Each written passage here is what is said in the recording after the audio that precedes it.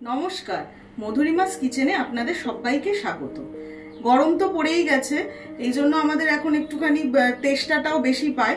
তো আমি একটা খুব সহজ একটা ড্রিঙ্কে, যেটা বাড়িতেও তৈরি করা যাবে, একটা ড্রিঙ্কের রেসিপি দিচ্ছি আপনাদের।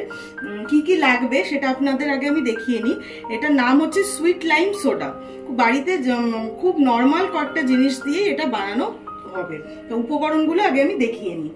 প্রথমেই লাগছে আমাদের সোডা। আমি লেহার কোম্পানির সোডা নিয়েছি, আপনারা যে কোনো কোম্পানির সোডা নিতে পারেন, দোকানেই এটা কিনতে পাওয়া যায়। তারপরে নিয়েছি এমনি নর্মাল ওয়াটার, আর হচ্ছে এখানে নিয়েছি চিনি, সুগার, আর হচ্ছে পাতিলেবুর রস লাগবে। প্রথমে আমরা একটা চিনির সিরাপ করে নেব। তার জন্য আমি একটা গ্লাস নিচ্ছি। এই গ্লাসের এক গ্লাস আমরা সুইট লাইম সোডাটা বানাবো। তার জন্য আমি প্রথমে যে যেরকম চিনি খায়, আমরা একটু মিষ্টি মিষ্টি ভালোবাসি, তাই আমি একটু বেশি চিনি দিচ্ছি। যে যেরকম চিনি খায় সেরকম আন্দাজ মতো দেবেন। আমি এখানে মোটামুটি এরকম চামচে 2.5 চামচ মতো চিনি দিচ্ছি। এবার সেখানে আমি নর্মাল ওয়াটার অল্প করে দিয়ে দেবো। এরকম একটু নর্মাল ওয়াটার আমি দিয়ে নিলাম। এবার এটাকে দিয়ে আমি একটা চিনি সিরাপ বানিয়ে নেব। এবার আপনাদের এই যে দেখুন, চিনির সিরাপটা আমার তৈরি হয়ে গেছে। এবার আমি এর মধ্যে এই যে লেহারের যে সোডাটা নিয়েছিলাম, এইটা বাকিটা আমি দেব। আমি এখানে মোটামুটি বড় 1 গ্লাস মতো তৈরি করছি।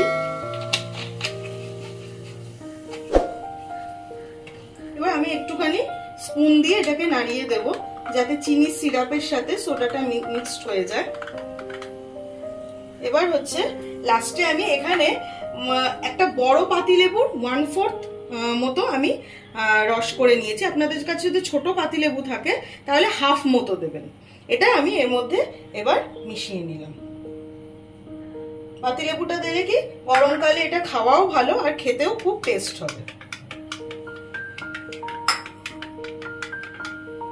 এই মিক্সড করে নিলাম। আমার এই যে সুইট লাইম সোডা কিন্তু একদম রেডি। এটা আপনি বাড়িতে কোনো গেস্ট আসলেও দিতে পারেন, নিজেরাও খেতে পারেন। কখনো বাড়িতে বা বাইরে হেভি খাওয়া দাওয়ার পর এটা যদি খান, খুব ভালো লাগে খেতে। আর গরমে তো ভীষণই ভালো। ভীষণই তৈরি হয়ে গেছে আমার তাহলে সুইট লাইম সোডা। আপনারা বাড়িতে অবশ্যই তৈরি করবেন, গরমকালে ভীষণই ভালো। রোদ থেকে যখন রোদ থেকে বাড়িতে আসবেন সেই সময় খুব ভালো লাগে এটা। আর যখন বাড়িতে খুব হেভি খাওয়া দাওয়া হবে তারপরেও এটা খেতে খুবই ভালো লাগে। অবশ্যই আপনারা বাড়িতে তৈরি করে জানাবেন আপনাদের কেমন লাগলো। আজকের মতো এইটুকুই, আসছি। নমস্কার। পরবর্তী ভিডিওতে আবার আমরা ভালো কিছু রেসিপি নিয়ে আপনাদের সামনে হাজির হব।